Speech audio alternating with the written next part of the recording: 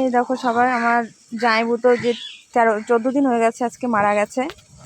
তো কালকে দিদি সবাইকে বালক সেবা দিয়েছে, আর আজকে হচ্ছে আমিষ সেবা দেবে। সেই জন্য 14 দিনে এই যে দিদি জামাইবুর জন্য নিজে হাতে মাছ কাটছে। জামাইবু যেহেতু ইলিশ মাছ, কাঁকড়া মাছ এগুলো খেতে ভালোবাসতো, চিংড়ি মাছ, এই যে সব কাটা হচ্ছে এগুলো। আমার জামাইবু এগুলো খুবই পছন্দ করতো খেতে। দিদি নিজে হাতে যেগুলো কাটছে, সব কিছুই নিজে হাতে করছে।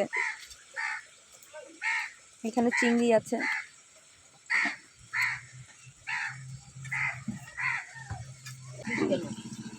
যাই হোক, সবাইকে বলবো আমার জামাইবুর আত্মার শান্তি কামনার জন্য। আর জামাইবু যে এইভাবে আমাদের ছেড়ে চলে যাবে আমরা কখনোই ভাবতে পারিনি, এটা স্বপ্নেও আশা করিনি কেউ যেরকম হয়ে যাবে।